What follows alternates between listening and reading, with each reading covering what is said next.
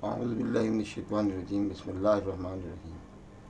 Dear fellows, previously I have taken labor function test interpretation session 1, then session 2, now this is session 3, and it is based upon the case oriented discussion and with its interpretation. The interpretation of the LFT session 3 case discussions. I am Professor Syed Ali Hazar. I am the visiting professor of medicine, Jinasin Medical University, Karachi, Pakistan. Now this is the first case. A 22-year-old male came with complaints of jaundice for 6 months, fatigability and muscle pain for 2 years. Fatigability and muscle pain for 2 years. In addition to this, the serum bilirubin total was 5.84. It is definitely higher. Serum bilirubin direct is 2.24. You minus it, it will come now. How much? It is 3.40. So the direct bilirubin is 2.24, and indirect bilirubin or unconjugated bilirubin is 3.40, it is more. So it is predominant indirect hyperbilirubinemia or predominant unconjugated hyperbilirubinemia from this side. If it is only hemolysis, one should expect that enzyme should not be raised very significantly. But here you see the AST is 146. Okay, then ALT is 57. It is more than 10% of it. Normal is 37. 10% 3.7. 40 around is the cutoff value. It is 57. It's slightly raised. ELP is 253. 22 years male, normal. Gamma GT is 45, which is within the slightly higher side. And total protein is 7.2. Normally is 6.4 to 8.3. In this lab, from this lab is concerned, albumin is 2.9, is lower down. It means that it is a chronic disease involving the liver, and prothrombin time is the time which is controlled is 26, and in INR it should be done. It is 1.8, it is higher. So this 22-year male has got the indirect hyperbilirubinemia, dominantly indirect mixed with the conjugated bilirubinemia with enzyme raise, AST, study this one. But the cholestatic enzymes are not significantly raised. It is a chronic illness. It is also involving the muscle pain for the muscles is concerned, and fatigability. We don't know the blood CBC, we don't know the other parameters, which is not given here. So it's a mixed type of the bilirubinemia, although it is a dominant indirect hyperbilirubinemia. So this type of the picture you see here is 6 months, jaundice for 6 months. It means that it is a chronic type of a problem which is going on, and is involving the liver and the muscles, both. This is the interpretation. And chronic illness, it is INR is also disturbed, meaning the functional capability of the liver is deteriorating day by day. What comes in your mind? What comes in your mind, actually? This is my question. What are the other investigations you want to do? CBC. I want to do the CBC. I want to do the reticulocyte count. I want to do the haptoglobins are the proteins which bind the indirect bilirubin. If it is a purely hemolytic type of a event, then that should be lower down, haptoglobins. So we'll go for this, and we go for the muscles specific tests should be done. autoimmune profile should be done in this case. Definitely, because the muscles are involved, in the joints may be involved. It is not written. Fatigability, and these are the problems of the multi-system involvement probably. And because it is progressive disease, it is a chronic hepatitis. We say that it is a differential diagnosis of a chronic hepatitis. Chronic hepatitis is many types. It may be the viral hepatitis. Yes, of course. For example, the cytomegalovirus virus also is a virus which causes the muscle pain and fatigability, chronic fatigue syndrome along with it. It is possible. Chronic hepatitis may occur from the other conditions. For example, alcohol, it is intermittent phase, although it is chronic hepatitis is a very short period of time. It will very rapidly convert into pre-cirrhotic condition and then cirrhosis. The other causes of the chronic hepatitis in your country or other countries as well are the drugs which can cause the hepatitis. And it may be the possibility of the primary biliary cirrhosis. Regarding it is the first phase is chronic hepatitis. Although it is not there because alpha-1 phosphatase and the gamma GT is in normal range. Cholestatic of jaundice is not present. So what are the other causes of the chronic hepatitis then? Coming in your mind, autoimmune diseases, very important group of diseases which can involve the liver. I already said the polymyositis and the other diseases will definitely go into this type of position.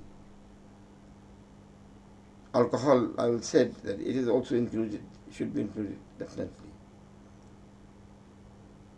So these are the causes which should be sought out. Accordingly, the investigation should be done. But what your lesson is this, that it is the hepatocellular jaundice and is a chronic progressive disease. Make your differential diagnosis, make the other tests, go for the other test and confirm it.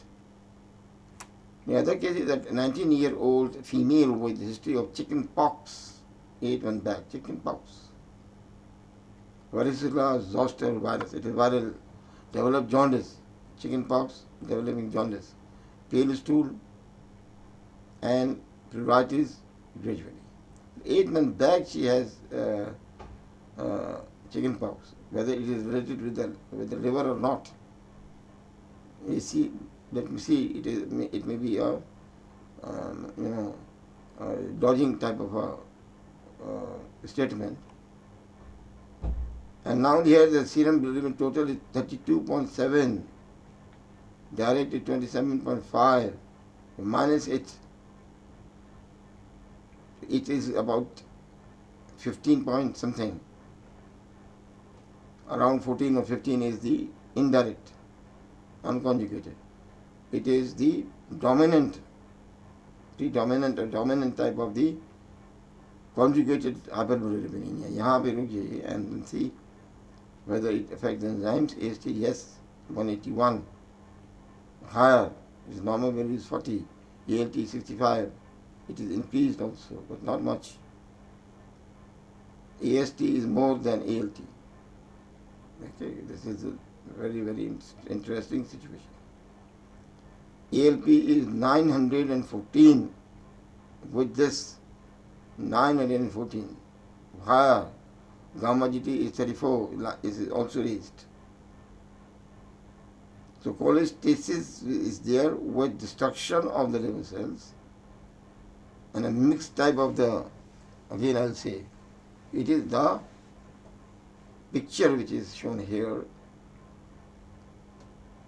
is actually the pruritus, pale stool pruritus means obstructive jaundice. It is not intrahepatic cholestasis, it is extrahepatic cholestasis rather. Because 914 significant ALP is. Total protein is 5.4, 5.7 is lower down, albumin is 2.5, is lower down. Even globins are also decreased. And the thing is this, globin is, I'm sorry about it, it is total protein 5.7, albumin is 2.2, PTINR is non-given. So it is a disease of the obstructive nature, obstructive jaundice. Go for the other test to confirm it. For the obstructive jaundice, extrahepatic, do these tests. For example, the ERCP or MRCP or ultrasonography and so on. Confirm your diagnosis. A case 3, a 32-year-old male, a chronic alcoholic, and known disease of the, it is the end stage of diffuse chronic liver disease, diffuse, with history of the alcohol intake 3 days before. Okay, it is a chronic alcoholic person with a chronic liver disease. It is a chronic nature, and it is definitely a diffuse. The serum albumin here is 38.63, very high, very high. Serum bilirubin direct 31.4, means 5.5 is indirect. Dominant hyper, conjugated hyperbilirubinemia, AST, let me see this, AST is 54, which is higher but not significant, slightly higher. ALT is normal, alkaline phosphatase 211, it is in the normal limit. Gamma GT is raised, much raised. And total protein is 7.8. 7.8. But albumin is the marker, 2.5 is a chronic progressive disease. And prothrombin time is also disturbed. INR is 34 is the test, and control is 22 seconds. To divide it, it is 1.3. 1.3 INR is definitely showing the chronic progressive nature of disease. And it is a chronic alcoholic type of a disease. And it ends up in the, this is a picture which you see in the cirrhosis of the liver. Actually, he has taken also alcohol 3 days before admission, so it is exaggeration of the cirrhotic phenomena in the liver. It is higher, much higher, and much higher. Remember, in cases of cirrhosis of the liver, the jaundice is the bad sign. Hemolysis is the bad sign. Both signs and bad signs are very, very crucial and very bad. Spur cells are very bad sign in these conditions. Remember always. So it is, he is going to be, admitted in the hospital to we should save this patient, otherwise the patient will go into the, what is we call as the hepatic encephalopathy. Now, Oski station, these are the difficult questions. Previously in the Oski station final year Mbbs, I have made this question for the examination. A 35-year-old alcoholic having the previous history of the blood transfusions presented to the medical OPD with a history of the abdominal bloating and distension for the last 6 months, and recent history of the blood in the vomitus. On examination, temperature is 99, pulse is 120 per minute, bounding pulse is anemia because of the anemia, blood pressure is 100/70, anemia is positive, splenomegaly of more than 8 centimeters with the fluid trail positive. His LFT is, ascites is there, and LFT is reported below. Easy question. I have given it, and I think it is appeared in 2019, Oski. Total bilirubin is 3.9. It is higher. Indirect is 1.1. Minus it to direct is more than indirect. It is predominant conjugated type of the hyperbilirubinemia. Then we see these enzymes. ALT is 130, 130 is higher. AST 190 is more higher. More higher. It is more higher. Very characteristic feature of alcoholic type of the problems involving the liver. More AST than the ALT. alkaline phosphatase 341, extra hepatic cholestasis. Gamma GT is 193, intrahepatic cholestasis. Total protein is 4.9, very lower down. Albumin is 2.9, very lower down. And PTINR is also raised, which is not written here. It is raised at 1.5. So easy one.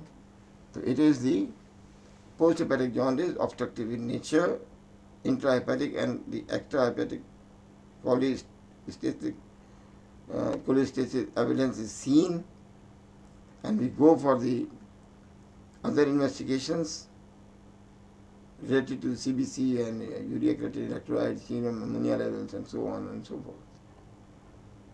Why the abdominal blotting occurs? Because of the bile salts and bile acids are not sufficient to absorb lipids.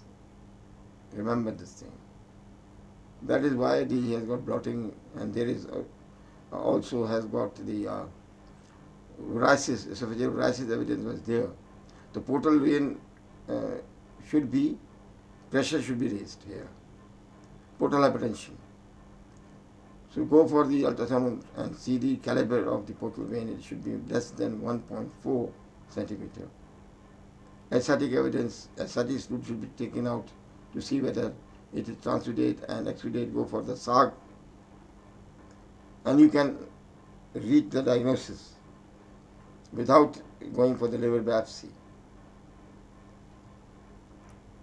Question asked by the examiner, how will you further investigate? I have told you 3 differential diagnoses. Other than that, that is a chronic hepatitis. It may be autoimmune, which causes the cirrhosis. It can be viral hepatitis, which can cause the cirrhosis. But the commonest is that should be added here. No? What is the most likely diagnosis in this case? The patient actually has got this definite history of alcohol. It is alcoholic type of a cirrhosis. What are the complications of the disease? A lot of complications relating with what is the esophageal varices, and it is the ascites and hepatic encephalopathy, hepatorenal syndrome, hepatorenal syndrome, and the spontaneous bacterial pneumonia, and so on. Just speak in front of the examiner. How will you manage? Of course, we will manage accordingly because the patient is in the state that PTR is disturbed. He will go into the hepatic encephalopathy at any time. The management line should be described like this. The general measures, the specific measures, put something in the specific measures. Fluid balance, the acid-base balance, the caloric balance, and electrolyte balance. Specific management is not there in this condition. Although the balances are important. And preventive measures, avoid high protein intake and start the laxative like lactulose and so on. You can manage it. The preventive measures, symptomatic measures should be done,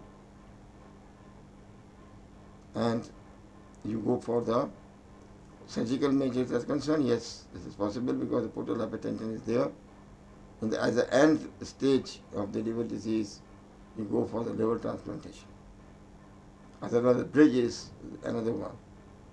What is called as the surgery you do, and you communicate the portal venous system with directly to the, that is called the, what is the surgery? SPS, the surgery is the portal and the venous communication.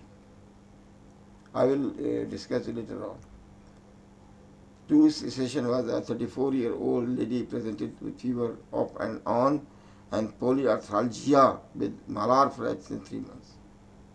These are the characteristics hard data for the SLE. On examination, she was anemic. Yes, anemia of many types are seen in the SLE.